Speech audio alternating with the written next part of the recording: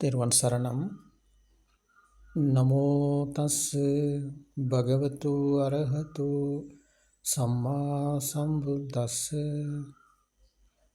அதிகௌரவத்துக்குரிய எங்களுடைய கல்யாண மித்ர குருநாதர் புத்தோத்பாதோ ஆர்யன் வான்சவின் பாத நமஸ்காரம்.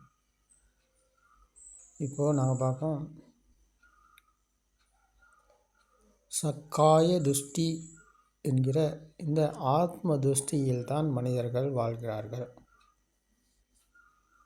அப்போ இந்த சக்காய துஷ்டியில் இருந்து கொண்டு உலகம் உண்மை, உலகம் நித்தியம் என்று நம்பி அந்த நம்பிக்கையில் அந்த பிடிப்பில் வாழும் மனிதர்கள் அத்தனை பேரும் துன்பத்தில்தான் வாழ்கிறார்கள்.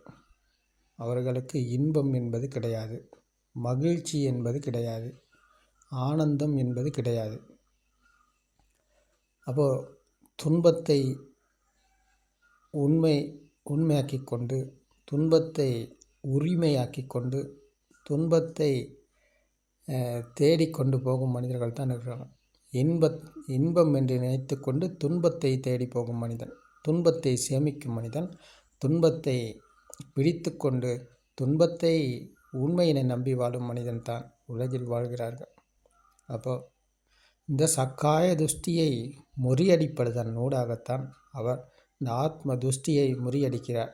அப்போது இந்த துஷ்டியை முறியடிப்பதன் ஊடாகத்தான் அவர் நிர்வாணம் அடையும் வழிக்கு வருகிறார். துன்பத்திலிருந்து மேலும் வழிக்கு வருகிறார், நிர்வாணம் அடையும் வழிக்கு வருகிறார். அப்போதான் என்ற இந்த சத்தியத்தை, இந்த மகா காம்பீரமான பரம சத்தியத்தை தான் பகவான் புத்தர் அவர்கள் போதிக்கிறார்கள். அப்போது சக் என்றால் இருக்கிறது, காய என்றால் குவியல், சக் காய. சக் என்றால் இருக்கிறது, காய என்றால் குவியல். அப்போது என்ன இருக்கிறதுன்னு பார்த்தா குவியலாக இருக்கிறது. என்ன அந்த குவியல்? கண்ணால் பார்த்தது, காதால் கேட்டது, மூக்கால் உணர்ந்தது, நாக்கால் உணர்ந்தது, உடலால் உணர்ந்தது என்கிற இந்த 5 உற்பத்தி நிலையங்களாலும் இணைந்து உருவானதைத்தான் இந்த குவியலாக இருக்கிறது.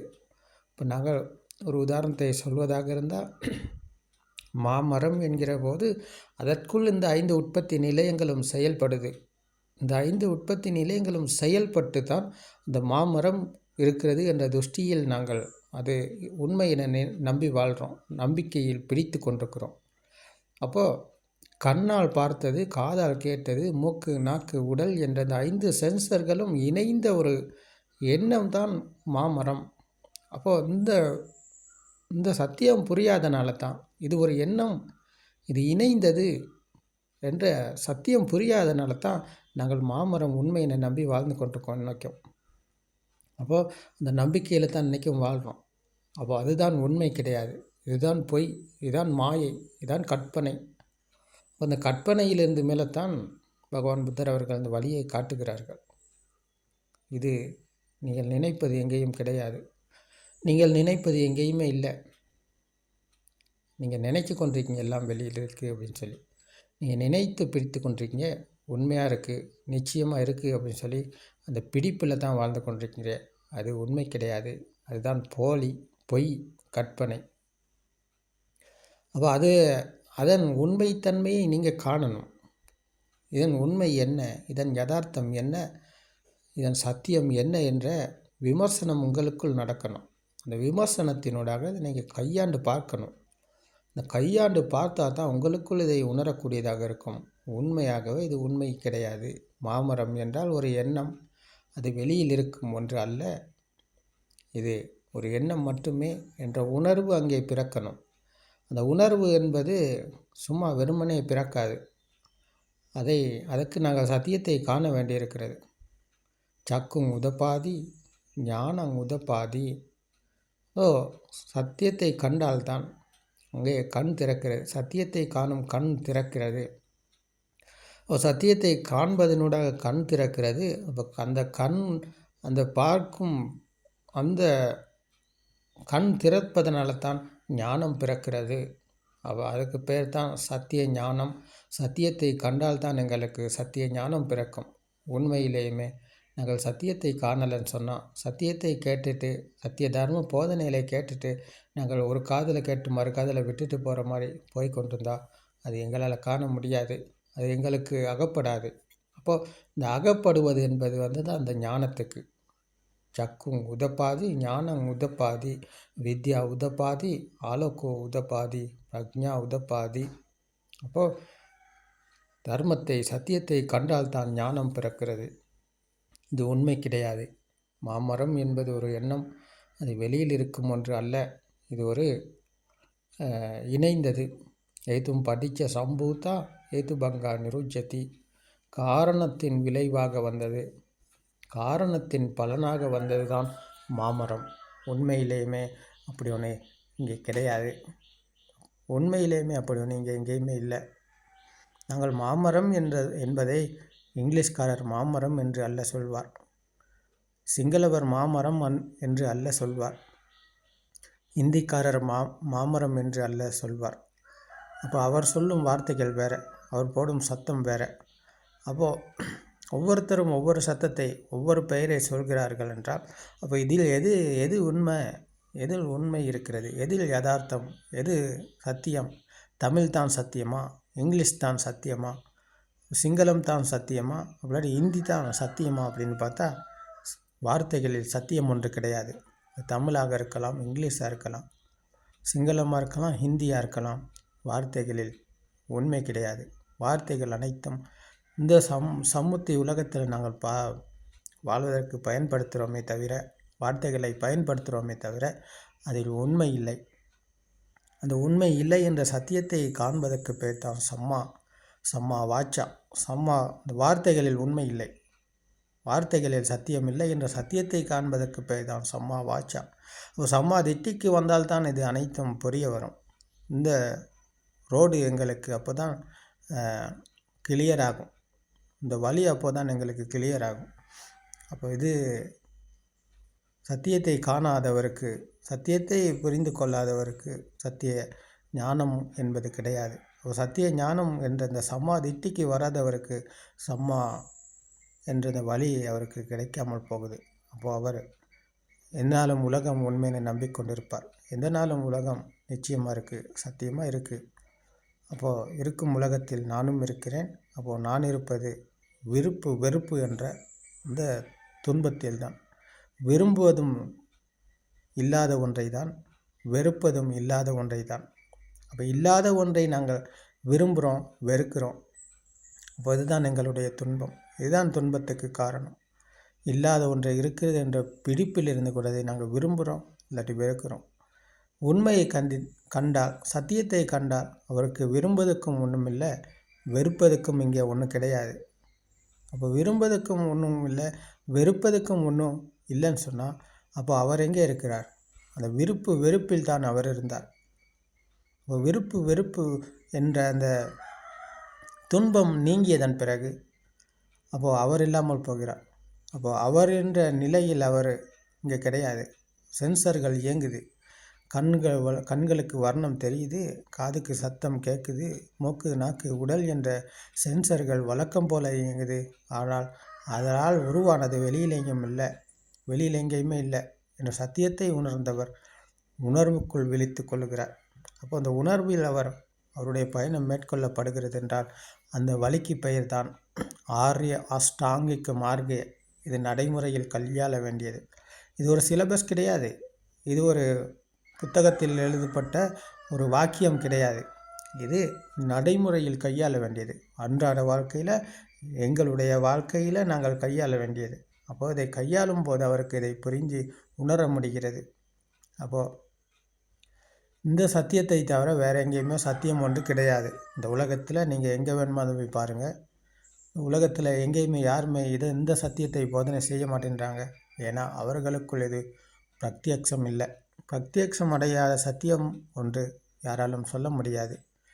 ஏதோ நினைச்சு கொண்டு, ஏதோ கற்பனையை வளர்த்து கொண்டு, புத்தகத்தில் உள்ளதை வாசிப்பது போல, கிளியை போல சொல்லிக்கொண்டு உட்கார்ந்திருப்பதனால அது ப்ராக்டிக்கல் சத்தியமாகாது. ப்ராக்டிக்கல் அதை கையாள முடியும் என்ற நிலைக்கு வர முடியாது. அப்போது நாங்கள் இந்த சத்தியத்தை போதனை செய்கிறோம் என்றால் அது எங்களுடைய குருநாதர் எங்களுக்கு அளித்த காணிக்கை. அப்போது அந்த காணிக்கையை நாங்கள் எங்களுடைய குருநாதர் அவர்களுக்கு சமர்ப்பிக்கிறோம். சுவாமி, இது உங்களுக்கே சமர்ப்பணம். சத்தியம் என்றால் அது பகவான் புத்தர் அவர்கள் கூறிய பட்டிச்ச சமுப்பாத தர்மம். இதை பிக்கவே பிக்கு, இந்த புத்த சாசனத்தில் பகவான் புத்தர் அவர்கள் போதித்த இந்த பட்டிச்ச சமுப்பாத தர்மம் ஏத்தும் பட்டிச்ச சம்பூத்தா ஏத்து பங்கா நிருஜத்தி. காரணம் அதன் விளைவு, காரணத்தின் விளைவாக வந்தது தான் உலகம். அந்த காரணம்தான் உற்பத்தி நிலையங்கள், கண், காது, மூக்கு, நாக்கு, உடல். காரணத்தின் விளைவாக வந்த உலகம் எங்கே இருக்குன்னு சொல்லி பார்த்தா மனசில் தான் இருக்குது. அப்போ இதை புரிஞ்சு கொள்வதனூடாக இதுதான் மனசில் தான் எல்லாமே இந்த கதை ஓடிக்கொண்டிருக்கு, மனதில் தான் எல்லாமே நடந்து கொண்டிருக்கு என்ற சத்தியத்தை புரிந்து கொள்வதனூடாக அவர் உலகிலிருந்து மீள்கிறார். அப்போ வெளி உலகம் என்பது மாமரம், வாழை மரம், தென்னை மரம், பலாமரம், அம்மா, அப்பா, வீடு, வாசல், காசு, தங்கம், பணம், சூரியன், சந்திரன். அப்போ இதுதான் உலகம். அப்போ உலகம் என்பது வெளியில் இருக்குது இல்லை, இவை அனைத்தும் எண்ணங்கள். இப்போ எண்ணங்கள் எல்லாமே மனசில் தான் இருக்குது, வெளியில் எங்கேயுமே அப்படி ஒன்று கிடையாது. அப்போது நாங்கள் இந்த சித்தேன நீயத்தி லோகோ சித்தேன பரிகசத்தி என்கிற மனதால் உருவான உலகத்தில் மனதில் தான் நாங்கள் பிடித்து கொண்டிருக்கோம், நினைச்சு கொண்டிருக்கோம் எல்லாம் இருக்கிறது என்று. அப்போ இது உண்மை கிடையாது என்ற சத்தியத்தை புரிந்து உணர்பவர் சம்மா திட்டிக்கு வருகிறார், சத்திய ஞானம் அடைகிறார். அவருக்கு உலகம் உண்மையாகாது. பார்ப்பது என்பது அவராக பார்க்கிறார் இல்லை, கண் என்ற சென்சருக்கு தெரிகிறதை அவர் பார்க்கிறார் என்று நினைக்கிறார். இல்லை, அவர் என்றைக்குமே பார்த்தது கிடையாது, அவர் நினைக்கிறார். இது மாமரம் என்று நினைக்கிறார், இது வாழை மரம் என்று நினைக்கிறார், இது தென்னை மரம் என்று நினைக்கிறார். அப்போ நினைப்பில் தான் அவர் வாழ்கிறாரே தவிர பார்க்கும் உலகத்தில் அல்ல அவ்வளவு காலம் அவர் வாழ்ந்தார். இந்த சத்தியத்தை புரிந்து கொள்ளும் போது அப்போ அந்த பார்ப்பதில் நான் இல்லை, கேட்பதில் நான் இல்லை, உணர்வதில் நான் இல்லை. பார்ப்பது, கேட்பது, உணர்வது என்ற பார்வைக்கு சொந்தக்காரர் இல்லாமல் போகிறார். கேட்கும் அந்த சத்தத்துக்கு சொந்தக்காரர் இல்லாமல் போகிறார். வழக்கம் போல் சென்சர்கள் வழக்கம் போல் இயங்குது. ஆனால் பார்ப்பதோ, கேட்பதோ, உணர்வதோ அவர் இல்லாமல் எல்லாமே வழக்கம் போல் இயங்குது. அப்போது இந்த சம்மாதிட்டிக்கு வந்தவருக்கு தான் இதெல்லாமே நல்லா புரியும். சம்மாதிட்டிக்கு வராதவருக்கு இது எதுவுமே புரியாது. ஏதோ அவர் நினச்சி கொண்டிருப்பார். அப்படி இல்லாட்டி இது என்னமோ சொல்கிறாங்க, இன்னும் எனக்கு புரியலை, என்னமோ சொல்கிறாரு, எனக்கு இன்னும் சரியாக புரியலை அப்படின்ற ஒரு சந்தேகம், ஒரு கேள்வி அவருக்குள்ளே எழுந்துக்கிட்டே இருக்கும். அப்போ இந்த சந்தேகமும் கேள்விகளும் வர்றதுக்கு காரணம் என்னென்னா, இது ஒழுங்காக அவருக்கு பிடிக்க முடியலை, அவர் இன்னும் இந்த சத்தியத்தை காணலை, இந்த தம்ம சக்குசை அவருக்கு இன்னும் விழித்து கொள்ளலை, சத்தியத்தை காணும் கண் அவருக்கு இன்னும் திறக்கலை என்பது தான் அங்கே தெரிகிறது. அப்போது அவர் சத்தியத்தை காண வேண்டியிருக்கிறது. அதுக்கு புப்பே நிவாசானுசத்தி ஞானம் என்கிற நாங்கள் பிறந்த நிலைக்கு சென்று பார்க்கணும். பிறந்தபோது ஏதும் இருக்கலை, ஒன்றும் இருக்கலை. பிறந்த பச்சிலம் பாலகனுக்கு உலகம் ஒன்று இருக்கலை, அம்மா இருக்கலை, அப்பா இருக்கலை, பந்து இருக்கலை, பொம்மை இருக்கலை, கிளுகிழுப்பு இருக்கலை, ஒன்றும் இருக்கலை. அப்போ இதெல்லாமே எப்படி உருவானது என்ற விமர்சனம் அவருக்குள்ளே நடக்கணும். அந்த விமர்சனத்தினோடாக அதை கண்டுபிடிக்கணும். எது பிறந்தபோது ஒன்றும் இருக்கலை, எதுவும் இருக்கலை. அப்போ எப்படி உருவானுச்சு, இதெல்லாம் எங்கே ஆரம்பிச்சிச்சு, அம்மா எப்படி வந்தாங்க, எங்கேருந்து வந்தாங்க, எப்படி உருவானுச்சு என்ற விமர்சனம் அவர் பார்க்கணும், விமர்சனித்து பார்க்கணும். அது விமர்சித்து பார்த்தா கண்ணால் பார்த்தது, காதால் கேட்டது, இது இரண்டும் இணைந்தது தான் அம்மா. கண்களுக்கு தெரிந்த உருவம், காதுக்கு கேட்ட பெயர், பெயரும் உருவமும் இணையப்பட்டது. வைதான் ஏத்தும் பட்டிச்ச சம்பூதா. காரணம் அதன் பலன், காரணத்தின் விளைவாக கண்ணும் காதும் இணைந்ததன் காரணமாக அம்மா இருக்கிறார் என்ற ஒரு உணர்வு பிறந்தது அந்த குழந்தையின் மனதில். அதுவரைக்கும் குழந்தையின் மனசில் அம்மா என்ற ஒரு உணர்வு அங்கே பிறக்கலை. அந்த உணர்வுக்கு பெயர் தான் ஆன்மா என்ற துஷ்டி. அந்த உணர்வின் வழியாக தான் இப்போ குழந்தை அம்மா இருக்கிறார் என்ற உணர்வு பிறந்ததன் ஊடாக அது கொஞ்சம் காலமாக குழந்தை கொஞ்சம் பெரிய ஆளாக வரும்போது, கொஞ்சம் தொட்டிக்கு வரும்போது அந்த குழந்தை சத்தத்தை கொடுக்க தொடங்குது, அம்மா என்ற சத்தத்தை.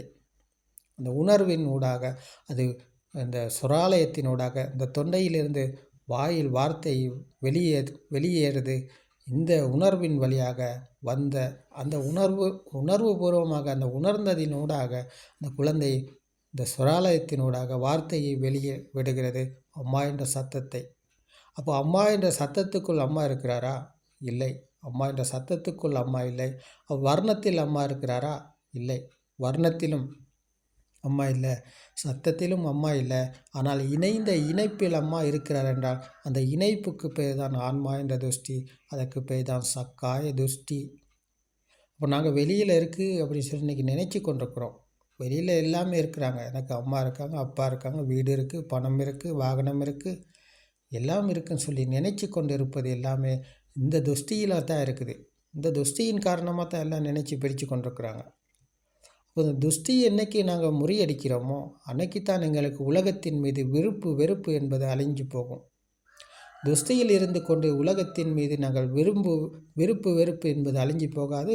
அப்போ நாங்கள் எந்நாளும் இருப்பது துன்பத்தில். துன்பத்தை தவிர எங்களுக்கு இன்பம் ஒன்று கிடையாது. ஏன்னா நாங்கள் எல்லாருமே மரணத்தை நோக்கி போகும் மனிதர்கள். என்றைக்காவது ஒரு நாளைக்கு நாங்கள் மரணத்தை சந்திக்க வேண்டியிருக்கு. மரணத்தை சந்திக்கும் போது துன்பத்துக்கு தான் நாங்கள் அடிமையாகி போவோம். துன்பத்துக்கே நாங்கள் உரிமையாகி போவோம். அப்போ இந்த சுபாவ தர்மத்தை எங்களால் மாற்ற முடியாது. பிறந்தவர் அனைவரும் இறந்து போகிறார் என்றால் இப்போ துர்லபமான மனித பிறவி, துர்லபம். இந்த மனித பிறவி என்பது துர்லபம். துர்லபமான மனித பிறவியில் நாங்கள் சத்தியத்தை தான் காண வேண்டியிருக்கிறது. சத்தியத்தை கண்டால் உலகத்தை வெல்வோம், உலகத்தை வென்றால் மரணத்தை வெல்வோம். மீண்டும் உலகம் ஒன்று கிடையாது என்றால் பிறப்பதற்கு அங்கே உலகம் ஒன்று இல்லைன்னு சொன்னால் அப்போ அவருக்கு மரணம் இல்லை. இதை தவிர வேற ஒரு சத்தியம் இல்லை. இது உட்காந்து ஒரு இடத்துல உட்காந்துக்கிட்டு கண்ணை மூடிக்கொண்டு கைகளை வச்சு கொண்டு தியானம் பண்ணும் கதை இல்லை. தியானம் பண்ணும் கதை இல்லை. இது ப்ராக்டிக்கல் வாழ்க்கையில், அன்றாட வாழ்க்கையில் இவர் 4 நிலைகளுக்கும் அப்பாற்பட்ட ஒரு சத்தியத்தை இவர் விமர்சித்து கையாள்றார். நிற்பது, நடப்பது, இருப்பது, படுப்பது என்ற 4 நிலைகளுக்கும் அப்பாற்பட்ட சத்தியம் ஒன்று இருக்குது. அதைத்தான் பகவான் புத்தர் அவர்கள் கூறினார்கள். இப்போ இன்றைக்கி போதனை செய்வது எல்லாமே நீங்கள் கண்ணை மூடுங்க, கைகளை வச்சுக்கிட்டு ஒரு இடத்துல உட்காருங்க, எல்லாம் சரியாயிரும் அப்படி சொல்கிறாங்க இன்றைக்கி. அது உண்மையா? இல்லை. அது ததங்க நிஷ்கம்மன, தற்காலிகமான ஒரு இன்பத்தை அங்கே பெற்றுக்கொள்கிறாங்க. தற்காலிகமான ஒரு சுவையை பெற்றுக்கொள்கிறாங்க. அதில் நிரந்தரம் கிடையாது. அது நிரந்தரமான மகிழ்ச்சி இல்லை. அது தற்காலிகமானது, போலியானது, பொய்யானது. உங்களை ஏமாற்றும் மனிதர்கள் உலகில் இருக்கிறாங்க ஏராளமாக. நீங்கள் இந்த சத்தியத்தை கையாண்டு பாருங்கள். இந்த மனம் உருவான விதம் பற்றி விமர்சித்து நடைமுறையில் கையாண்டு பாருங்கள். உங்களுக்கு இதை புரிந்து உணர்ந்து பிரத்யக்ஷம் அடைய முடியும். உலகம் என்பது எல்லாம் எண்ணங்கள் என்ற சத்தியத்தை நீங்கள் புரிஞ்சு கொண்டீங்க சொன்னால் உலகத்தின் மீது உங்களுக்கு போட்டி கொள்ளவோ, பொறாமை கொள்ளவோ, பழி வாங்கவோ, திருடவோ எதுவுமே உங்களுக்கு நாங்கள் அகப்படாது. அப்போ நீங்கள் இந்த துஷ்டிகளில் இருந்து மீளும் போது உங்களிடம் இருந்த அந்த செயல்கள் அனைத்தும் நீங்கிவிடும். தீய செயல்கள், நல்ல செயல்கள் என்ற எல்லாமே நீங்கி போனதன் பிறகு அப்போ இங்கே நல்லவரும் இல்லை, கெட்டவரும் இல்லை. அப்போது நல்லவரும் இல்லை, கெட்டவரும் இல்லைன்னா அப்போ இங்கே யார் இருக்கிறா? யாரும் கிடையாது. இங்கே எல்லாமே சென்சர்கள் வழக்கம் போல் இயங்குது. கண்களுக்கு தெரியுது, காதுக்கு கேட்குது, மூக்கு, நாக்கு, உடல் என்ற சென்சர்கள் வழக்கம் போல் இயங்குது. ஆனால் இதற்குள் ஒருவர் இல்லாமல் எல்லா கதையும் நடந்து கொண்டிருக்கு. இதுதான் அல்பேச்சு. இது எளிமை. இந்த எளிமைத்தன்மைக்கு வருகிறார் இந்த சத்தியத்தை புரிந்து உணர்ந்தவர். அவர் ஆகாயத்தில் பறக்கும் நிலையில் இருந்தவர் கூட இந்த சத்தியத்தை புரிந்து கொண்டவர் உலகின் இந்த பூமிக்கு வருகிறார். பூமியில் நடந்து போகும் சாதாரண எளிமையான வாழ்க்கைக்கு அவர் வருகிறார். ஏன்னா இங்கே ஈகோ இல்லாமல் போகுது, ஆணவம் அழிஞ்சி போகுது.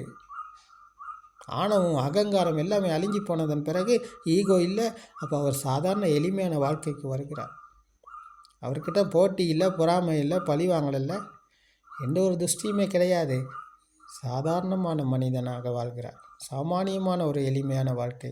இப்போ அங்கே அவரிடமிருந்து யாருக்கும் எந்த ஒரு தீங்குமே நடக்காது, யாருக்கும் எந்த ஒரு கெட்டதுமே நடக்காது.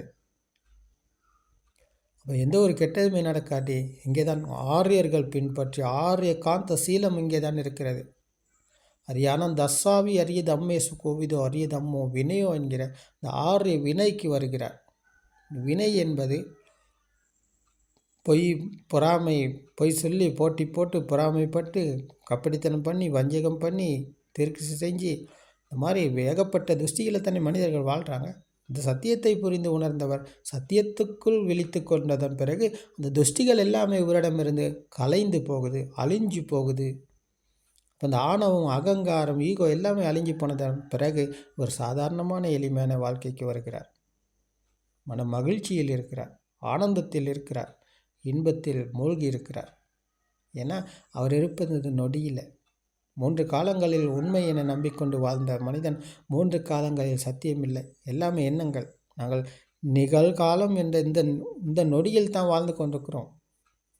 இந்த நொடியில் தான் நான் வாழ்ந்து கொண்டிருக்கிறோம். அப்போ எதிர்காலம் என்பது நாங்கள் நினைச்சு வாழ்ந்த கற்பனை. அது எதிர்காலம் என்பது கற்பனை, அது உண்மை கிடையாது என்ற சத்தியத்தை உணர்ந்தவர் இவர்.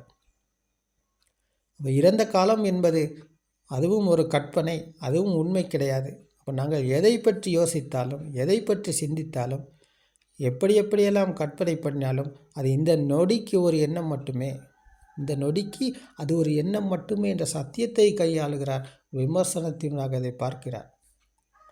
அப்போ எல்லா எண்ணத்தை எடுத்து பார்த்தால் எண்ணங்களில் உண்மை இல்லை. அப்போ வெளியில் எதுவும் இல்லை, ஒன்றும் இல்லை. வெளியில் இல்லாட்டி மனசில் இருக்குதா? மனசிலும் இல்லை. எந்நேரமும் இது வருது போகுது, உருவாகுது, அழிஞ்சு போகுது. அப்போ நிரந்தரமான எண்ணம் ஒன்று எங்கே இருக்குது? நிரந்தரம் என்று சொல்லும் எண்ணம் என்று ஒன்று கிடையாது. எல்லாமே வருது போகுது, அழிஞ்சு போகுது. அப்போ இதில் விமர்சித்து பார்த்தா அந்த மாமரத்தில் 5000 இலைகளை பார்ப்பது போல இந்த ஒரு இலையை எடுத்து பார்த்தார். மாமரத்தின் 5000 இலைகள் இருந்தாலும் அதில் ஒரு இலையை எடுத்து நன்றாக பரிசீலனை செய்து பார்த்தா அந்த 5000 இலைகளையும் பரிசீலனை செய்ததற்கு சமமாகும். ஒரு இலையை எடுத்து நாங்கள் பரிசீலனை செய்து பார்த்தா மாமரம் என்ற ஒரு எண்ணம் அது வெளியில் இல்லை, அது ஒரு எண்ணம். வெளியில் இல்லாட்டி அவள் மனசில் இருக்குதா? இந்த மனசில் அந்த எண்ணம் இருக்குதா அப்படின்னு பார்த்தா அதுவும் இல்லை. நாங்கள் திரும்பி 4 பக்கம் சுற்றி பார்க்கும்போது எங்களுக்கு தெரிவது பல கண்களுக்கு தெரியுது, எல்லாமே தெரியுது. ஆனால் எல்லாமே எண்ணங்கள் தானே. அப்போ தெரிஞ்சது ஒன்றாவது எங்கே நிரந்தரமாக இருக்குதா? இல்லை. அது சுற்றி பார்க்கும்போது வலது பக்கம் இடது பக்கம் சுற்றி பார்க்கும்போது இப்போ தெரிஞ்சதெல்லாம் அடுத்த செகண்டு தெரியுது, அடுத்த செகண்டு தெரிஞ்சதல்ல அடுத்த செகண்டு தெரியுது, அதுக்கடுத்த செகண்டில் தெரிஞ்சதில்லை அதுக்கடுத்த செகண்டில் தெரியுது. அப்போ நாங்கள் எந்நேரமும் செகண்டாக ஒவ்வொரு எண்ணத்தை தான் நாங்கள் பார்க்கிறோம், ஒவ்வொரு எண்ணத்தை தான் நாங்கள் கேட்கிறோம், ஒவ்வொரு எண்ணத்தை தான் நாங்கள் உணர்கிறோம். அப்போ திட்ட சுத்த முத்த பார்ப்பது, கேட்பது, உணர்வது என்ற இந்த 5 சென்சர்களால் உருவான ஒரு எண்ணத்தை தான் நாங்கள் எந்நேரமும் பரிமாறிக்கொண்டிருக்கிறோம். எண்ணங்களில் தான் நாங்கள் வாழ்ந்து கொண்டிருக்கிறோம். அப்போ எந்த எண்ணம் உண்மை? எந்த ஒரு எண்ணமும் உண்மை கிடையாது. அது சென்சராக ஓடிக்கொண்டிருக்குது. சலாயத்தன லோக்கோ சலாயத்தன நிரோதோ நிப்பானோ. இப்போ அந்த 6 உற்பத்தி நிலையங்களும் வழக்கம் போல் இயங்கினாலும் மனதால் உருவான உலகத்தில் உண்மை இல்லை, வெளியிலும் இல்லை, மனசிலும் உண்மை இல்லைன்னு சொன்னால் எந்த ஒரு எண்ணமும் அவருக்கு உண்மையாக தோன்றாது. எந்த ஒரு எண்ணத்திலும் அவருக்கு உண்மை இல்லை என்ற சத்தியத்தை அவர் உணர்கிறார். அப்போது உணர்வுக்குள் விழித்து கொள்ளும்போது எண்ணங்கள் வழக்கம் போல ஓடுது. அப்போது 6 உற்பத்தி நிலையங்களும் தான் உலகம்.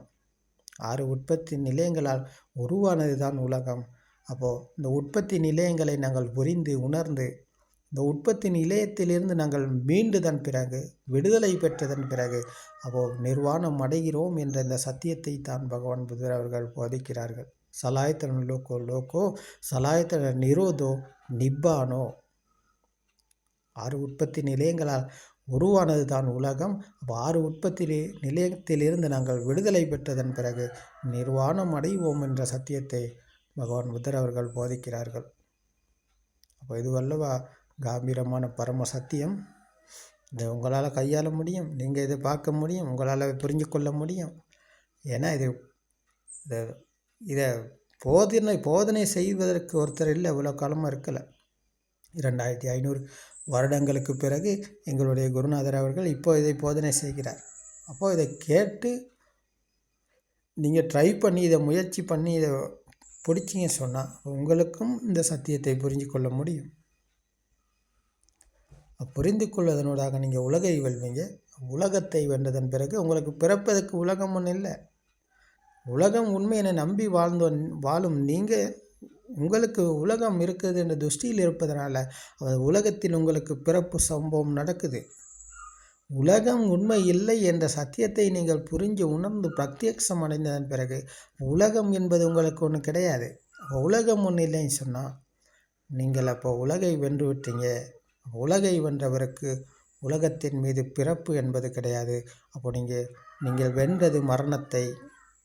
அப்போ இதுதான் ஏத்தும் படித்த சம்பூத்தா ஏத்து பங்கா நிருஜ்யதி. காரணத்தின் பலனாக வந்த இந்த துஷ்டியை நாங்கள் முறியடித்தால் மரணம் என்பது கிடையாது. மரணத்தை தான் நாங்கள் முறியடிக்கிறோம். இதை தவிர வேறு சத்தியம் ஒன்று கிடையாது. இதுதான் உலகின் பரம சத்தியம். இதுதான் பகவான் புத்தர் அவர்கள் 2500 வருடங்களுக்கு முதல்ல போதனை செய்த மகா காம்பீரமான பரம சத்தியம். அது இன்றைக்கு இந்த யுகத்தில் உங்களுக்கு கேட்குதுன்னு சொன்னால் ஆச்சரியம், அற்புதம். ஆச்சரியம் சுவாமி, அற்புதம் சுவாமி, எனக்கு புரிந்தது சுவாமி என்று புத்த காலத்தில் பிக்ஷுக்கள் இந்த சத்திய தர்மத்தை கேட்டு கூறினார்கள், சொன்னாங்க. புரிஞ்சது சுவாமி, நன்றாக புரிகிறது என்று. இப்போ அதே போல் இன்றைக்கு உங்களுக்கு இது புரியும் அளவுக்கு நாங்கள் எளிதாக்கி இதை போதனை செய்கிறோம், உங்களுக்கு சொல்கிறோம்.